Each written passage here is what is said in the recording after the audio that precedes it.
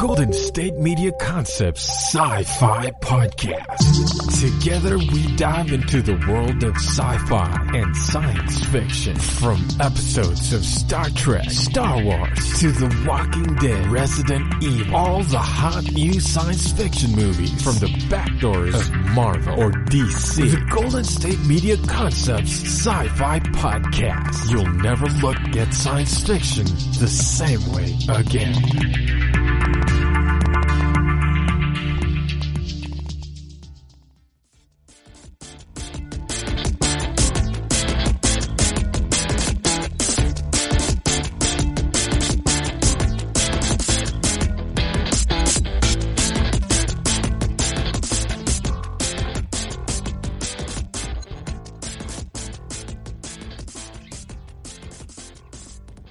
Hello, everybody, and welcome back to the GSMC Sci-Fi Podcast, brought to you by the GSMC Podcast Network. I am your host, Keith, and today is Sunday. Yeah, it's a day. I am recording this a little bit later in the afternoon. Had a bit of a rough morning, so yeah, just a heads up to anybody. If I sound a little off more than usual, yeah, just because this morning wasn't that great.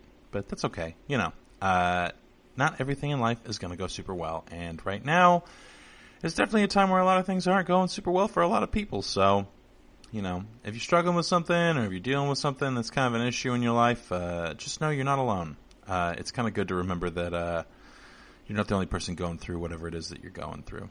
So, anyway, to get to what we're talking about today, it's Sunday, so we're back in the fall of Hyperion, and we are on chapters 35 through 40. The book is, I mean, I wouldn't say finally starting to get good, but there's definitely a lot of stuff that's coming to a head. I'm really interested to see what the next book is about. I may have to buy it instead of using my Audible credit for the month. Just because I didn't expect to get through it so fast. I've only got 5 hours left in the book, which could be anywhere from 5 chapters to 2 chapters. So we'll find out. Dan Simmons has a tendency to either write a 20-minute chapter or a 2-hour-long chapter. Thankfully, in these 5 chapters, most of them were relatively quick. We've got a lot of development in things that we were kind of hoping to see come to a head that made me pretty happy. Ultimately, something that I feel Simmons has done very well throughout this book is provide satisfying resolutions to conflicts that we've been reading about. And just to kind of like, before we get into the actual story, I just want to kind of praise Simmons' character development throughout these novels. The bonds of friendship and, I guess kinship would be the right word in some cases, have been pretty strong, and sometimes they seem to like kind of come out of nowhere, but at the same time, as a reader, I'm definitely not surprised at certain things. So it's been pretty good.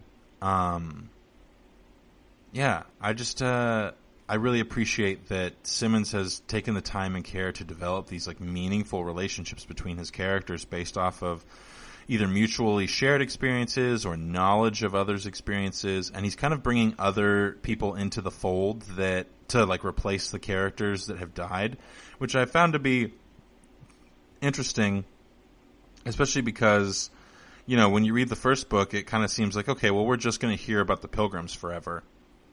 And then the second book, we get Maynard Gladstone as a character. We get Father DeRay as a character rather than Father Hoyt, which I much prefer DeRay to Hoyt personally. DeRay seems just much more interesting. But I'm sure that was intentional. I'm sure that Hoyt is kind of just like a filler spot, and that DeRay was supposed to be the one that we really were drawn to. Because even Hoyt's story of why it is that he's on Hyperion it hinges on DeRay's presence. So I definitely, I have nothing but good things. Well, yeah, pretty much nothing but good things to say about the character development. And I just wanted to mention that. So if you haven't been reading these books along with me, and you're just kind of listening to the podcast as a way to read the books by proxy, I would, again, really recommend that you read them. They're worth the time and the investment, and I have really enjoyed them. So, and I haven't given away everything. There's definitely more than enough material for you to kind of, I guess, consume on your own. And these books are really good at putting you in a place where they distance you enough from a subject that you can kind of get a good look at it. And they're very broad in their scope as far as their commentary on human nature and things like that.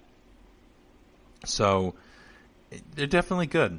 Again, I can't really recommend them highly enough. I've been lucky to have this podcast as an excuse to read a lot of really great literature, specifically in the science fiction genre, to watch a lot of great movies in the science fiction genre, and to get to talk about them. There is almost always something interesting going on in this genre, be it a new book that's coming out, or a new movie, or what have you, TV shows even. I should get into some TV shows. I know that there's a lot of really good ones out there. So just kind of, being thankful at the top of the podcast, I guess. So let's get into what's happened in the last 5 chapters. So we'll just kind of go character by character because things get a little mixed up, if I'm being honest, as we're going. So we found out at the end of last week that Silenus is still alive, even though he's currently impaled and stuck on the Shrike's tree. Bronlamia her body has vanished, but she isn't dead, at least not to our knowledge. She's still alive somewhere, but her body has vanished from the steps where it was previously. We know that the original Keats persona has been murdered. We know that DeRay has somehow been transported off of Hyperion and has very important news to deliver to Maina Gladstone about the Labyrinth planets and what their purposes are and why kind of they exist, at least our hypothesis as to why they exist. We know that Cassad has decided to enter into one-on-one combat with the Shrike in order to attempt to gain control of it in some capacity. And we know that Rachel Weintraub has been sacrificed, at least. We don't know exactly what the sacrifice entails. We know that Saul Weintraub gave Rachel to the Shrike as some form of either penance or sacrifice, but not because he wanted to, but because Rachel wanted him to. And so we've got a lot of things kind of going on. Jonathan Severin, who's the second Keats persona, has been traveling around a little bit. He ended up in a library somewhere, and now he has met with Paul DeRay. And the Ouster invasion is imminent on the hegemony. So there's definitely a lot going on, which is a statement that I make almost every time we talk about this book. So I do apologize for that. So we'll start out with Cassad, as he's... I don't know if I'd call him a favorite character, but his narrative is the easiest to follow because it's very isolated to just him. It doesn't seem to have very many connecting points with others as far as like philosophy and commentary on social things are concerned. They're very isolated to just his experience. So the last time that we saw Cassad, he was preparing to fight the Shrike. And in these few chapters, we get some pretty in-depth descriptions of the combat that Cassad is going through in order to fight the Shrike. And I apologize for not using her name correctly. It is Moneta, not Moretta. It is Moneta is the name of the woman who is with him, who is his, I guess he's calling her his lover now, which, considering what happened a few chapters ago, is a very interesting way for him to be referring to her. But hey, you know what? Different strokes for different folks, I suppose. So he and Moneta have decided to engage the Shrike. The combat starts in front of the Tree of Thorns.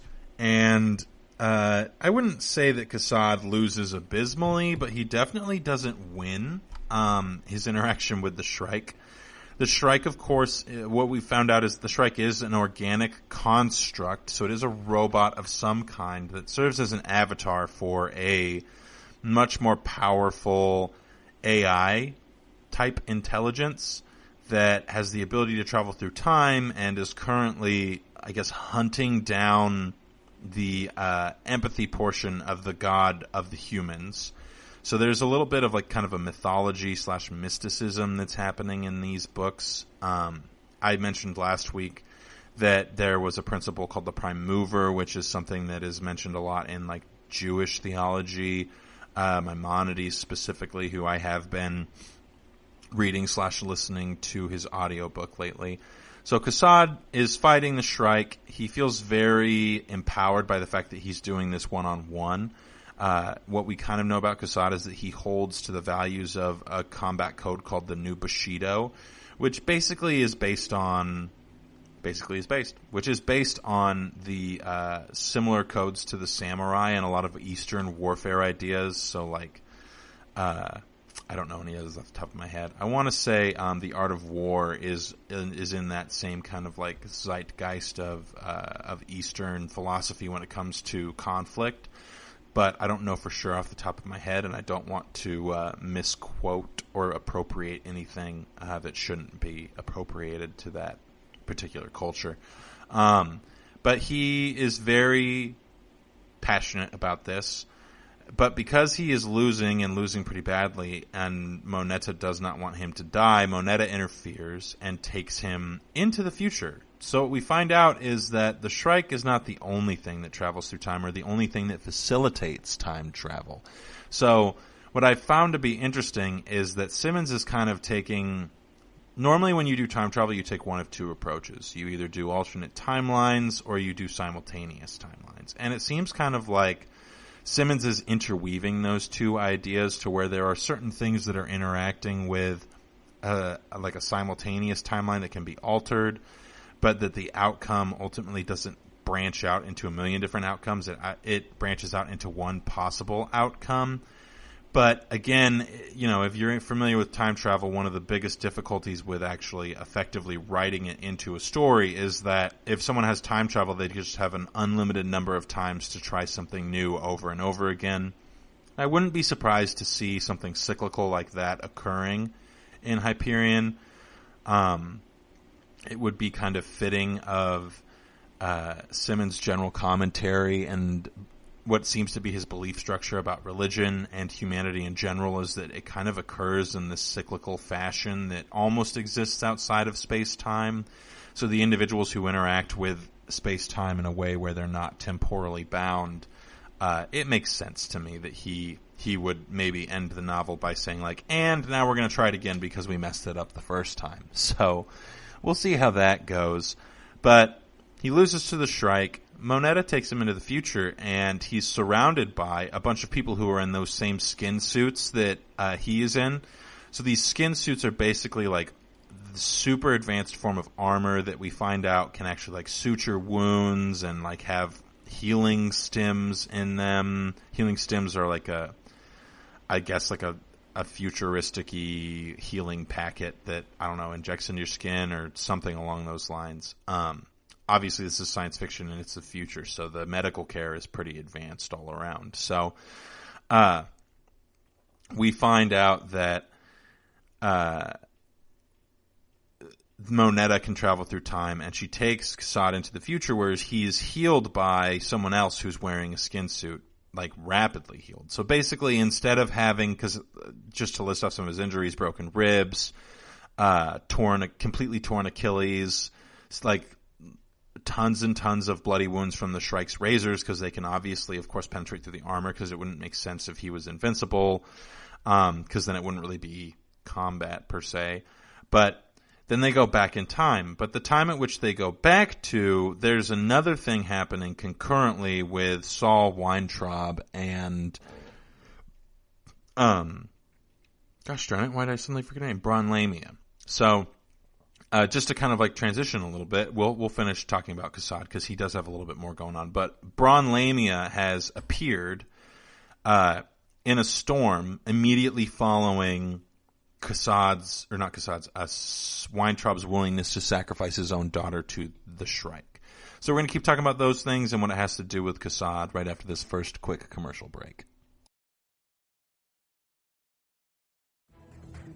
Want to find out what movies to go see? Then check out the GSMC Movie Podcast. It's your ticket to the latest movies, whether it's a new blockbuster event, romantic, comedy, or action flick. This show has got it all covered. They talk some what to go see now, don't bother, what's hot on Netflix, and everything in between. That's GSMCpodcast.com/movie-podcast. When it's all about the movies, it has to be this new show. Don't forget to like them on Facebook and follow them on Twitter. Visit GSMCpodcast.com for more info.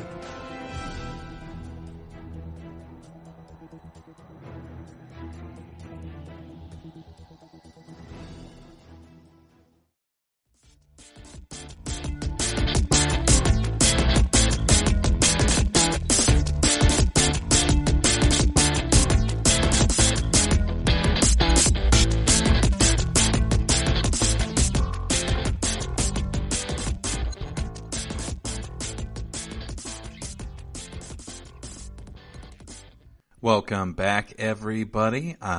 So right before the break, I was talking about, gosh darn it, I'm saying so much right now. I was talking about what Kassad is doing as far as combat is concerned, his ability, well, not his ability, but Moneta's ability to travel into the future in order to acquire some healing for Kassad after his initial combat with the Shrike. During that combat, Moneta actually interfered and kept the Shrike from delivering a killing blow to Kassad, which doesn't seem to bother Kassad that much, which I find to be interesting because apparently, according to the Bushido, one-on-one combat is like the most honorable thing. So it's like clearly not one-on-one combat because Moneta has been interfering regularly. But I think at this point, because Kassad is the only one actively fighting the Shrike, he's okay with it, even though there are other individuals who are helping him. They're kind of more like support. So I think it's just kind of like leveling. I would say it's kind of like leveling the playing field in a way because the Shrike has the ability to do all of the things that Kassad is getting from Moneta and eventually somebody else, but we'll get to that. So Kassad travels into the future, gets healed, and then comes back. And the time at which he comes back is immediately following when Saul Weintraub gave Rachel up to the Shrike at the Sphinx. A little bit, or shortly after Saul Weintraub gives up Rachel to the Sphinx, to the Shrike at the Sphinx, there's a storm and the time tombs begin to open, which I find to be interesting because apparently the time tombs have been open for a long time, or they've been open at a different time by the consul, because that's part of his betrayal of the ousters, is that he opens the time tombs with the mechanism they give him to do so, because they can get rid of the anti-entropic fields using a specific mechanism that they've developed. Now, the ousters are super interested in Hyperion in a myriad of ways, which I find to be very intriguing. If I had to guess, because of the ousters' involvement, or the ousters' civilization being based in space, the way in which time passes for them is substantially different than the way in which time passes for people who live not in space regularly. And the way in which they evolve is vastly different.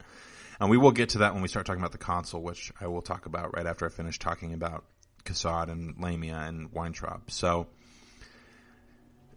Weintraub is just outside of the tombs, and he sees there's a storm happening, and he sees a female figure, and he is thinking or hoping that it's Rachel. And what he finds out is that it's actually Braun Lamia, who has returned from the megasphere and seems to be physically sound, I guess would be the best word to describe her. at this point in time, just because she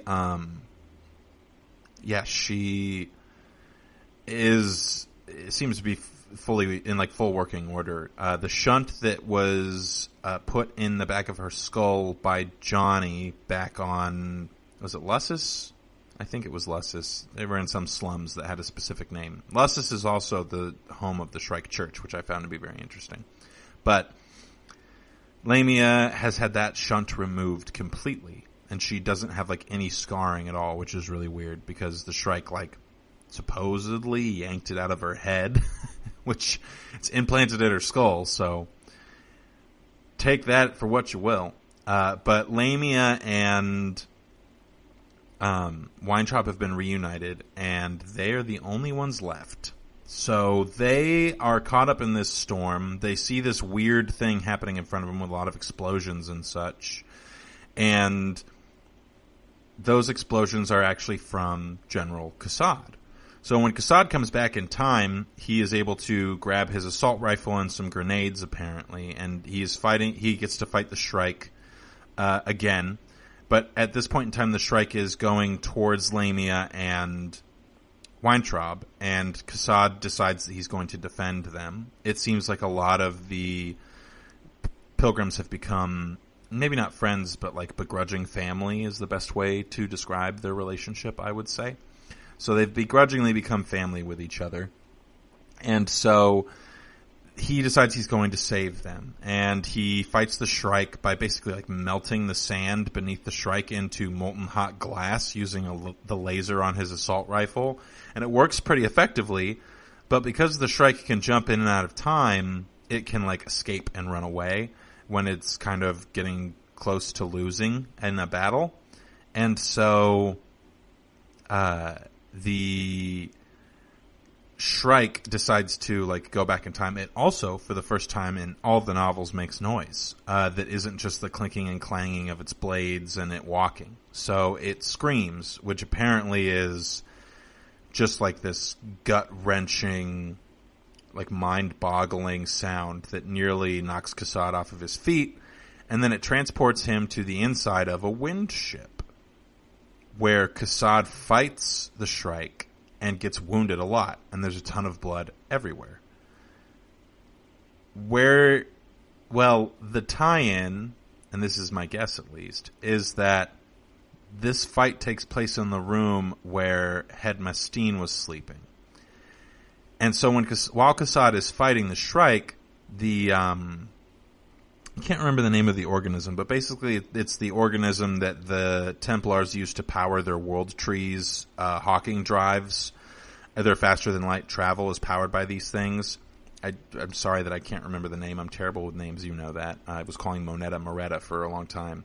And Dormammu is actually named Uman, by the way. That elder AI that killed Johnny is named Uman, not Dormammu. So Dormammu would have worked, but that's from Doctor Strange, so, or the Marvel Universe in general. Copyright infringement, maybe. I have no idea. I'm just mentioning it in passing, so not taking any credit here. But they have their fight in that room, and the creature that does the hyperdrive stuff is released. And so my guess is that Het Mastine is somehow involved. Now, you may be asking, how is it that Kassad is continuing to pursue the Shrike throughout time? Well, the Shrike is being pursued throughout time by Kassad because Moneta can travel through time as well, and that's how she's been kind of keeping tabs on the Shrike. So, I found that to be interesting. Now, I will say, I kind of like the fact that the narrative is written in temporal fashion, because there's really no other way that Simmons would have been able to convey a story without it existing in some sort of linear fashion that we could actually understand. Not that we couldn't understand it, otherwise it would just be much more difficult to follow. But it seems as if the Shrike is going to be fighting Kassad probably for, I would guess, the rest of this book, if not the rest of this series, because it's just this constant war of back and forth between these two single-purposed individuals throughout time. So as to whether or not the strike gets defeated. It's like, well, if it's defeated at a certain time, does it no longer exist from that time forward, or is it like based off of the original time at which it was defeated? So like defeating it doesn't seem like necessarily exactly what's supposed to happen. This may be like an arrival situation where Kassad defeats the strike and then realizes that everything that he went to up until defeating the strike was a necessity, and so he can't change any of it even though he defeats the strike and ends up controlling the strike. Those things are all inevitable regardless of his ability to tamper with a timeline. So he is able to acquire basically like the knowledge that like statistically these things, the things necessary to save the human race or to defeat the strike are all only possible through one exclusive timeline. So we might figure that out. We might discover that. That would be my guess as far as the hypothesis is concerned. Or, like I said, that the fight with the strike is technically never ending because Kassad now has time travel and the strike has time travel. So that would mean that, you know, you can't really defeat it at any given point in time because it will still exist at another point in time. So a little bit of conflict there. But that's where we leave off with Kassad. He's fighting the strike in the room where Hetmastine was with the hyperdrive creature out of the box, and Kassad receiving assistance from two of the individuals who are also wearing that same bodysuit that Kassad is, though they're not like physically present in the room, they're present in some other capacity, and Kassad makes that pretty clear. So we're going to move on from Kassad now and talk about the Consul. So the last time we saw the Consul, he had just been rescued by the Governor General of Hyperion, whose name is escaping me right now. And they were heading back to the spaceport in order to get the Consul's ship. Well, as they get close to the spaceport, their dropship crashes. I don't remember exactly why, but it crashes. I don't know if it crashes necessarily. Yeah, it crashes, and then when it crashes, the Consul is met by the local law enforcement, and they have a brief interaction together where the Governor General basically just has to say, like, guys, stand down. We need to get to the Consul's ship, which is in a space bay. It's one of the only space bays that hasn't been destroyed yet because the Ouster invasion is hours to minutes away. So the Ousters, because the hegemony has pulled its military fleet from the system in order to help prevent like the invasion happening within the actual hegemony itself. The Ousters have been able to just make rapid ground and are making landfall very, very soon. And so the Consul gets to his ship and finds out that, well, one, everybody realizes that the ship has its own independent AI that's like pretty advanced, so they thought that was cool. Nice little include by Simmons there, in my opinion. And he finds out that he's received a message from Maynard Gladstone that basically says, look, I know that everyone on the pilgrimage is pretty much everyone is dead. The only person who we know still to be alive is Weintraub, and you left him like 2 days ago. And when you left, you were just going to barely make it back in time to help Rachel. And even if you could make it back in time, which you can't now because of your delays, you wouldn't be able to help Rachel because experts basically say that cryogenic fugue won't stop the aging process. And in the time span or along the journey of getting to the ship, the Consul and the Governor General, I think Leo is his name, and then Melio Arendez, who, if we remember, is the ex-lover of Rachel Weintraub, all end up somehow becoming this motley little crew. And Melio Arendez decides to go with the Consul and the Governor General because the evacuation of Hyperion has actually been totally canceled, because the necessity to destroy the Farcaster portal should the Ousters be able to tactically occupy Hyperion would mean that they would have immediate access to anywhere in the web. So that would be very, very bad. So they have been they're basically not going to use they can't let the Farcaster portal continue to exist if they make landfall, or if the ousters make landfall. So the entire evacuation is totally canceled. So it's everybody who's there is kind of SOL. So the only people who have been able to escape are console or hegemony VIPs and some other very wealthy people who have the ability to travel interstellarly, or who have the ability to do interstellar travel. I don't know if interstellarly is actually a word, but Arendelle decides to join up with them, which is cool because I've always kind of liked his character, so I'm excited to have him included more in the narrative, as well as it's Theo Lane, not Leo Thane. Theo Lane is the Governor General, so as well as Theo.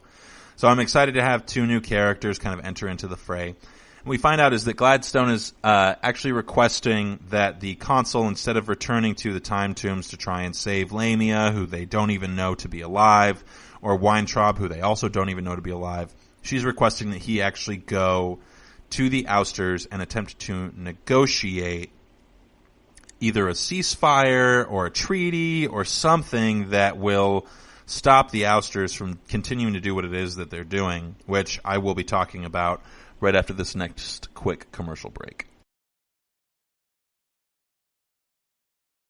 Tired of searching the vast jungle of podcasts? Now listen close and hear this out. There's a podcast network that covers just about everything that you've been searching. Hey! The Golden State Media Concepts Podcast Network is here. Nothing less than a podcast bliss with endless hours of podcast coverage. From news, sports, music, fashion, cooking, entertainment, fantasy, football, and so much more. So stop lurking around and go straight out to the Golden State Media Concepts Podcast Network. Guaranteed to fill that podcast itch. Whatever it may be. Visit us at www.gsmcpodcast.com. Follow us on Facebook and Twitter, and download us on iTunes, SoundCloud, and Google Play.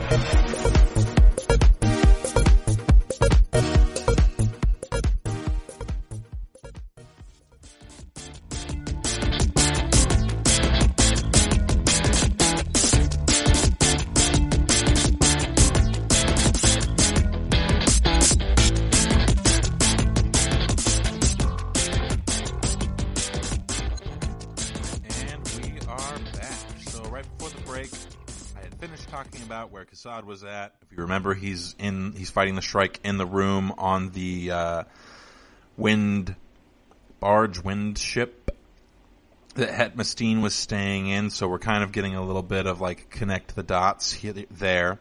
We found out that Braun Lamia is still alive, Saul Weintraub is still alive, and they've met up with each other. Just kind of tie a bow in their interaction. At this point in time, Lamia is going to go to the keep in the city, the old poet's city, to see if there's anything there that could help them. And Weintraub is still hanging out by the Sphinx because he thinks Rachel's coming back. Newsflash, I don't think she's coming back. If anything, it might turn out that Rachel is the child that Braun Lamia is bearing. That would be my guess if I was a betting man. I'm thinking that like rebirth cycles, unbirth, birth, and rebirth are all going to be very big in this series, but we'll find out. Like I said, based off of the way in which it seems that Simmons is kind of understanding theology, it seems like to him everything is happening in these very meaningful cycles. So, the consul, back to the consul. So the consul has been joined now by Theo Lane, who's the Governor General of Hyperion, and Emilio Arendelle, who is the archaeologist / ex-lover of Rachel Weintraub. And so all three of them get on the consul's ship, and the consul finds out that Maynard Gladstone is requesting him to negotiate with the ousters, because what we found out in these previous 5 chapters is that the ousters, as they are making landfall, I guess you could call it, or planetfall, are not doing just like your simple, as if any interstellar invasion or warfare would be simple. The ousters are basically taking a scorched earth approach to their invasion of the hegemony. So we kind of just going to transfer over here, we'll wrap up the consul. So the consul decides that he is going to indeed do what it is that Gladstone has requested. And so he travels to like an ouster colony, I guess you could call it, or not. It's not the capital, but there are important political figures in the ousters there. And Emilio Arendez describes to us, or no, it's Theo Lane, sorry. Theo Lane describes to us the scene when he comes to, because he was injured during the crash, and so he passed out and was put on like a medical care type thing inside the consul's ship. And so he comes to and hears the consul playing music inside of a room that's like simulated to be in front of a lot of other people. It's like, I guess it's kind of like I guess it would be like a augmented reality type thing, a virtual reality type thing where it's showing the crowd that the consul is playing to. And if I had to guess, it's kind of like that Monet painting where not the Monet painting, the pointillism painting. I can't remember the artist's name, but that pointillism painting of everybody who's on the hillside having a picnic. But instead of it being just like straightforward human beings, everyone is humanoid. So he says he sees individuals with wings, people who are like way taller than they normally would be, individuals who look kind of like lions, very like Chronicles of Narnia-esque, would be my best description. So they're humanoid, but they definitely have a lot of animal features to them, which I think is a really cool include on Simmons' part. But they are all gathered listening to the consul play a classical piece of music, which I had to guess is going to be a Rachmaninoff piece, because if you remember back at the very beginning of this whole expedition of going through Hyperion, when we meet the consul, he's playing Rachmaninoff. And Rachmaninoff does a lot of like variations on religious, I guess you could call them hymns or chants. Like classic religious songs. He did like a Kyrie series and things like that, all of which are incredibly complex. And so the consul's hands are described as flying across the keyboard in a blur, and all of these people, these humanoid creatures, are very excited to hear him. And what Theo Lane realizes is that these are the ousters. And so after he's done playing, the consul is approached by a Leonin ouster, which is basically like a person who walks on 2 feet, who has lion-like features. And that individual says like, hey, it's really good to see you. We're super happy that you played music for us. It's been way too long. I hope, and we are willing to meet with you in order to, like come to an agreement about something or another. And so,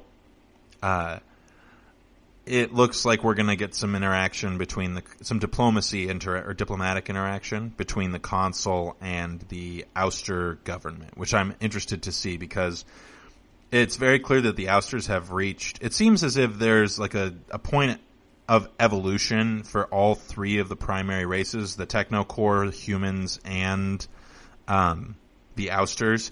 And it seems like the ousters have reached a unique juncture in their evolution, because there's a lot of mutations that have happened within their genome, or they've done a lot of genetic modifications to individuals in order to achieve certain characteristics. And of course, the hegemony has always portrayed them as being these barbarians, but here they are interacting with like the scruples of diplomacy and the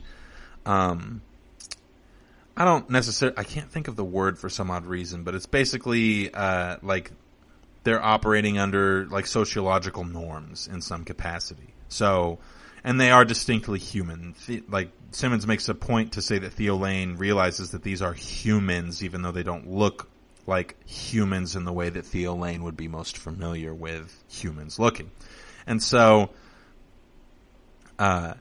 we figure that out, and then the consul kind of confesses his sins, if you will, to Theo Lane and Emilio Arendez.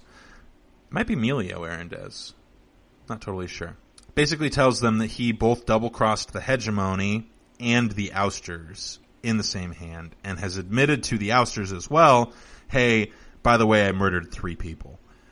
So there is a potential that because that chapter ends right as the ousters have sent an escort to pick up Arendez, Lane, and the consul in order to take them to this meeting that they're going to.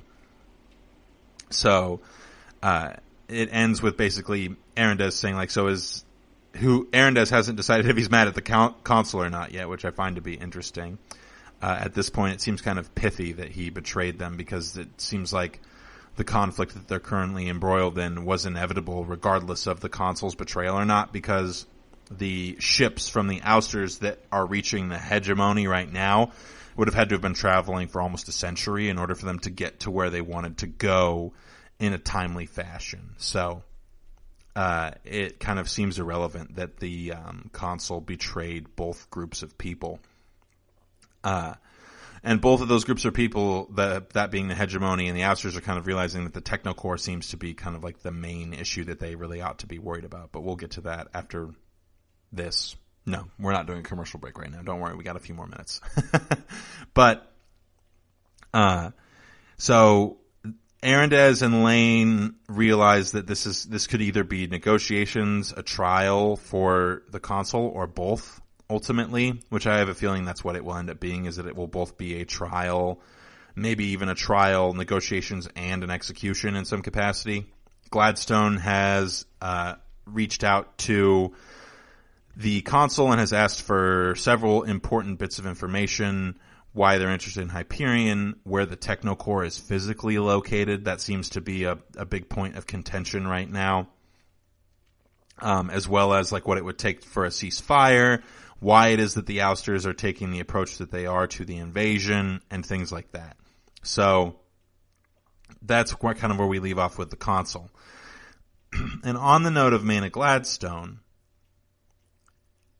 after DeRay has his interaction with John Severin, they decide that they're going to part ways, and DeRay goes to the Templar world, which I can't remember. It might be called God's Grove. I'm not totally sure. But he goes to the Templar world in order to speak with the leader of the Templars, because the Templars have been in cahoots with the Shrike Church this entire time, and he wants to know why. And so he gets there, and he realizes that the head bishop of the Shrike Church is there. They have this conversation where DeRay proposes that the Shrike isn't a god, but is actually like a destructive force created by the Technocore to destroy humanity, and that the Shrike Church's approach of believing that it is some sort of like reconciliation or repentance or atonement for humanity's sins against all of the existences throughout the rest of the galaxy is misguided. And it's kind of information that's been manipulated into your brain by the Technocore and isn't necessarily a conclusion that you should be drawing of your own accord. And so that, of course, upsets the Shrike leader, who leaves. And then the ousters make landfall. And as I've mentioned before, part of Maynard Gladstone's story, which I have to tell before I can tell what happens to DeRay next, is that they're watching the ousters as they make planetfall at Heaven's Gate. Lots of planets named after God stuff, which I find to be interesting.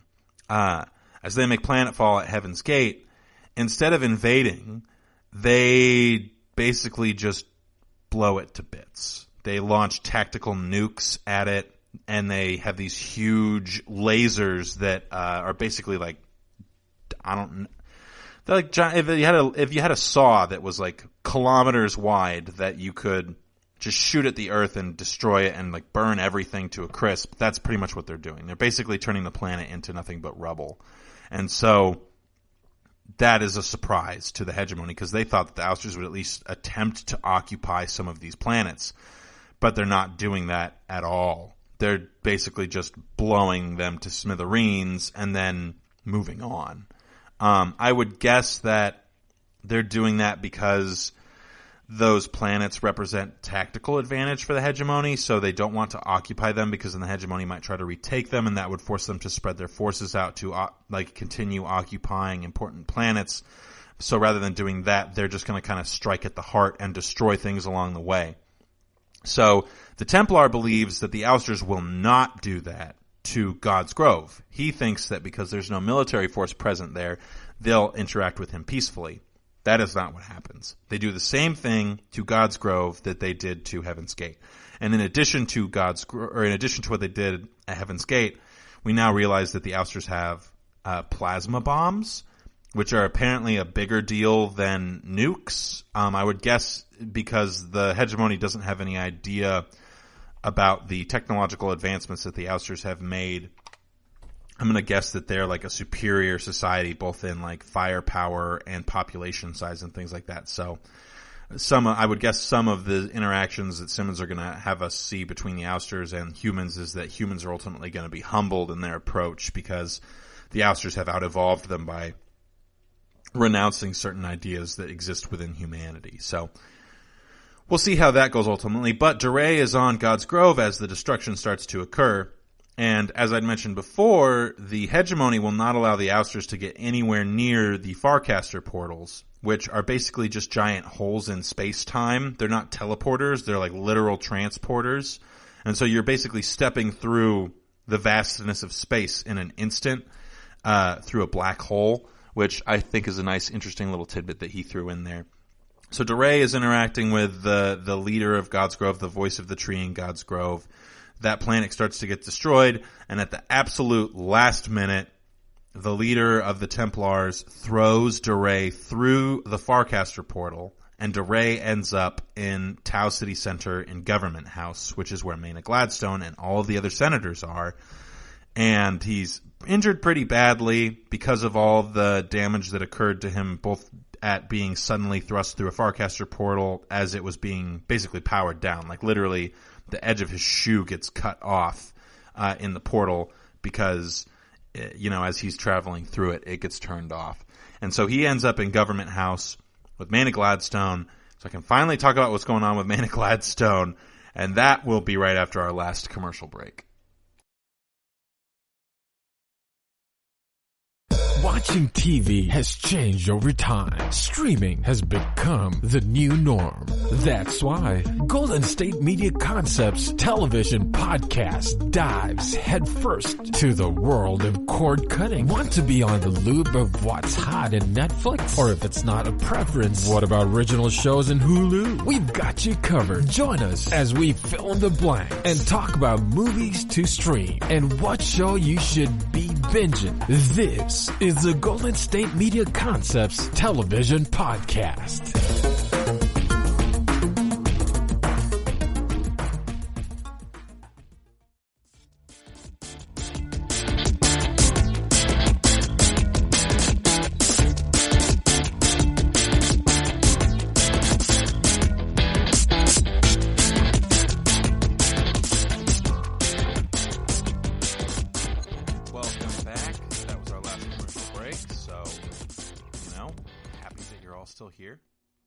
I've been saying thank you for sticking around like every week, so I thought I'd switch it up.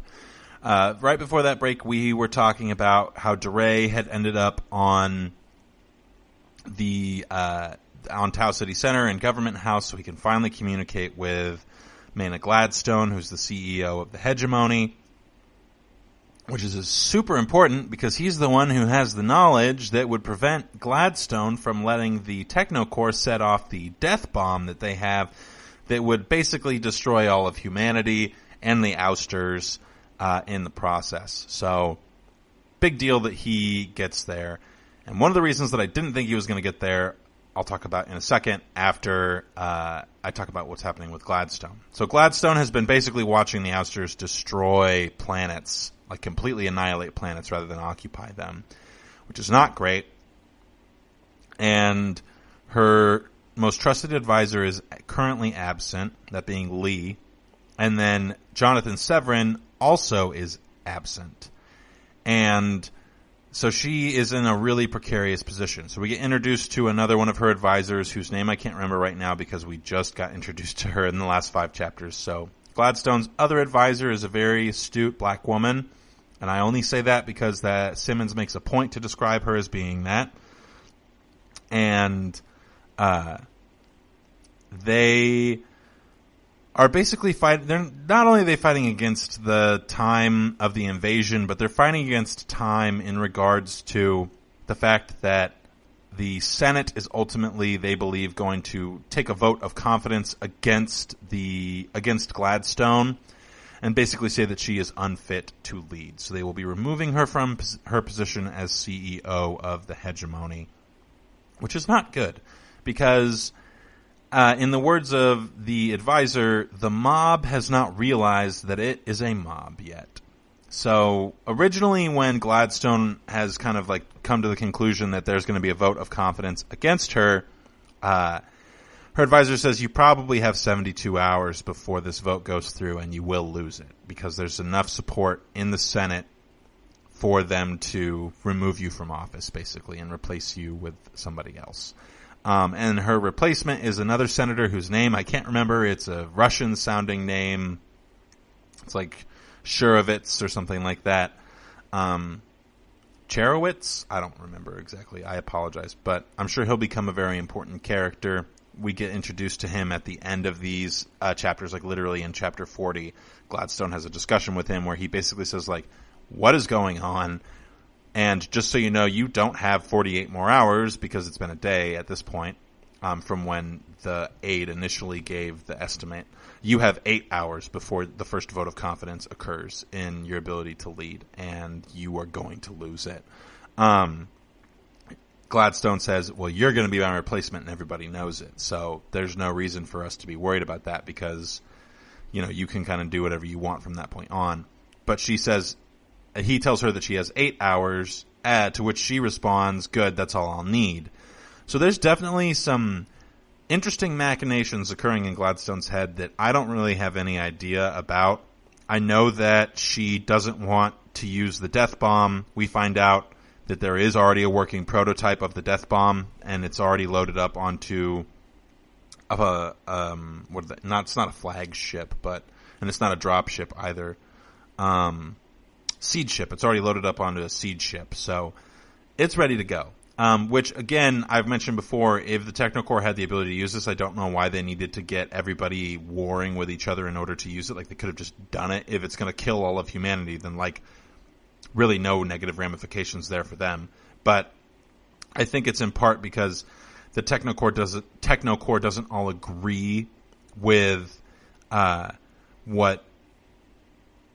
what to do about humanity. Some of them want to live alongside humanity, some of them want to absorb humanity, and some of them want to eliminate humanity. So there's 3 distinct factions that exist within the Technocore. It's like the Ultimates, the Primes, and the Regulars or something like that. Ultimate Elites and Regulars is what they're called. And so all 3 of them have different viewpoints. So maybe it's a political ploy within the Technocore. But in realizing that that's maybe what the Technocore is trying to do, Gladstone has realized that the Technocore is the common enemy between the ousters and humans. And so she, at the very end of her chapters, is requesting audience with Counselor Albedo, who is the representative of the Technocore, and basically says, I want to talk to an Elder AI because you can't do anything. So basically, I want to talk to a manager. And I want to figure out what the heck is going on. And also, tell me where the Technocore is located. I want coordinates for where your hardware is. And Albedo says, we don't give that information out. And you wouldn't understand it even if I told you where it was. And so, to me, what that kind of says is that, either one, he's bluffing, or 2, the Technocore is realizing that they've kind of overplayed their hand at this point. And that there's a lot of people who are kind of becoming privy to the knowledge that the Technocore are not the allies of the hegemony in any capacity. So, yeah, that's definitely not good for both the Technocore and the hegemony, and to some degree the ousters, because we don't really know exactly what their intents are. Like I mentioned before, they've been taking a scorched earth approach to the whole invasion, so we are really kind of like in the dark as far as why they're doing what they're doing. So now, I had mentioned earlier that there was a big reason that Gladstone was really suspicious of the Technocore, and that things were kind of coming to a head with that particular conflict. So, if you remember correctly, Severin and DeRay were both on Pacha. Oh, I should mention this before. I move on to anything else. DeRay, in the last chapter that he's in of these 5 chapters, is actually elected to become the Pope of Pacha. So that's a big development. I don't exactly know why it is that they selected him. If I had to guess, it's some sort of atonement on their part. They're only like, I want to say like 800 hours away from being invaded by the Ousters, so they're like pretty high up on the list of places that are going to get destroyed as of right now, but there's a pretty good chance that there's some sort of negotiation that happens between now and then. So, crossing our fingers, hopefully, DeRay doesn't die on Pacha. Though if DeRay dies, then we get Hoyt back, so who knows? It's definitely complicated when it comes to DeRay. He is kind of like my favorite character in some capacities, which I know I probably shouldn't have a favorite, but his story was the one that I just found to be the most interesting at the onset, and his journey is the one that seems kind of like, I don't know, I just feel some sort of connection to it. So I would wager to guess that he's probably a lot of people's favorites. He's just very likable as a character. So he's actually promoted to Pope. Gladstone delivers this news, so he has to go back to Pacha after this. But when he leaves Pacha, he farcasts to God's Grove. Severin had requested that he go with him back to Government House so that they could both tell Gladstone, hey, don't use the death bomb. Bad idea. But when Severin goes to farcast back to Government House, right before he does, Lee shows up, who is the main advisor for Gladstone, and basically says like, hey man, what the heck? Why are you taking so long? Gladstone needs you. And so he and Lee end up together, and they go through the Farcaster portal, and instead of ending up on Government House, they end up on Earth. But it's like, they think it's the original Earth, which seems pretty much impossible because the original Earth was destroyed by the Great Mistake, which was this weird black hole thing, but maybe the black hole was put there by the Technocore. That's been proposed as like their grand scheme, is that the Technocore basically stole Earth, or destroyed Earth. I wouldn't be surprised if they stole it and like by pushing it through the black hole, it just ended up someplace else. And that's where the Technocore is located, because there is this portion of space called the Herculean or something like that. It's obviously related to the Hercules mythos. I don't know how, in what regard yet, but there's definitely, this book is just full of illusions. It's almost too many to keep track of, which I love. Yay modernism. Thank you, T.S. Eliot, for that, establishing that as a trend, as well as John Keats to a degree, but all of the illusions and such they're difficult to follow. So I'll keep my eye out for whatever it is that the Herculean task seems to be. At this point, it seems kind of like surviving is a Herculean task for everybody involved in this book. So that's neither here nor there. But they get transported to, Lee and Severin get transported to Earth. Upon arriving on Earth, they realize that the Technocore is probably the ones who have transported them there. Or at least they believe the Technocore to be the ones who have transported them there. Because the Technocore actually controls all of the Farcaster portals. Which is a conclusion that Gladstone reaches and realizes and is not super thrilled about. Because that means that everybody who ever uses a Farcaster at any point in time could have gone missing or been killed or just like split into a bunch of atoms in the middle of their transport for no reason. Like, in this realization, Gladstone is thinking about the fact that even the war room on Government House is connected across space-time by Farcaster portals on different places. So, like, literally just going from one room to the next of the war room, you're Farcasting. So, and like when Salinas told his story, he had an entire house made up of Farcaster rooms. And so it was like one room existed on one planet, you walk into the next room and you're on another planet instantaneously. So his house was literally made of Farcaster portals. Actual house, but all of the house was connected by Farcaster portals, which I thought was crazy, and cool. And also, now that I know that the Technocore is the one who's in charge of all of the Farcaster portals, terrifying. If I had to guess, I'm thinking that the Elder AIs have lost complete and total control of the thing that they created that has been serving as their god, and that somewhere in the future it is preventing them from interacting with the Farcaster portals, because that would have probably been the way in which they destroyed humanity originally, because it would have been a slow attrition or something along those lines. I'm not entirely sure. I don't really know. But it seems like the Technocore has a lot more power than we thought they did originally, and Gladstone is realizing that too, and she's realizing that the Technocore and technology in general are kind of like this, they're kind of a cancer, and the humans are a parasite on them, or they're a parasite on humans. That relationship, the idea of being a cancer to the world and the universe around you, was proposed by the Shrike Church about humanity, but really technology is kind of being portrayed as the cancer, and that was evident in Silenus's story as well, so we'll see where that goes. But we're running out of time here, so I quickly want to talk about what's happening with Severin and Lee. So they end up in the same place where Keats died originally, the original Keats persona. And so they're kind of like, okay, what do we do now? Because there's no more Farcaster portals, and we're in the middle of this system that exists hundreds of years away in time debt from the hegemony. There's no way for us to get back unless we have a Farcaster portal.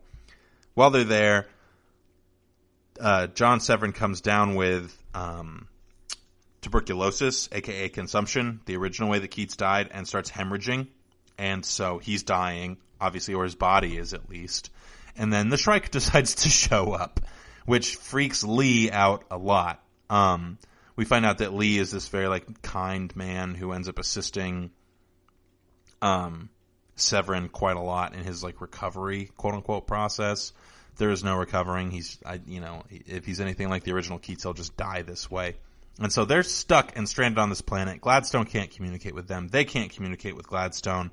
There's a proposal by Lee to Severin that he could hypothetically access the datasphere or the megasphere and deliver a message, but they believe the Technocore to be the ones who have prevented them from going back to Government House, because they think the Technocore doesn't want Gladstone or anybody else in the Senate finding out that the death bomb is actually a death bomb for everybody and not just the ousters. So that's where we kind of leave off. There was a lot of stuff to talk about in these chapters, so I apologize for not getting to much commentary on what exactly is going on. That is normally not the case. There was just a lot of plot development in these 5 chapters because we are getting towards the end of this book. So I'm thinking, depending on how many chapters are actually left in the book, we may or may not finish it next week, in which case we would start the next one the week after that. So we'll figure it out.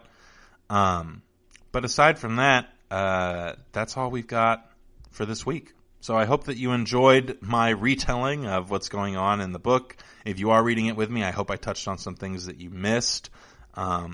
And we'll probably we will discuss more of this book later on.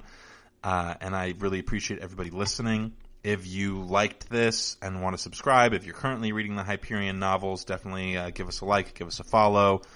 You can also follow us on Twitter, Facebook, all the social media outlets, and leave reviews for us anywhere. I don't know where the best place to leave reviews is, but that's going to be the best way to communicate with me if you have questions about specific things or anything like that. So thank you guys for joining me. Really appreciate it. Hope that you are enjoying your week. Make sure you stay safe out there, and yeah, all that good stuff. So have a good day, guys. Thanks for joining me. You've been listening to the Golden State Media Concepts Sci-Fi Podcast, part of the Golden State Media Concepts Podcast Network. You can find this show and others like it at www.gsmcpodcast.com. Download our podcast on iTunes, Stitcher, SoundCloud, and Google Play. Just type in GSMC to find all the shows from the Golden State Media Concepts Podcast Network, from movies to music, from sports to entertainment, and even weird news. You can also follow us on Twitter and on Facebook. Thank you, and we hope you have enjoyed today's program.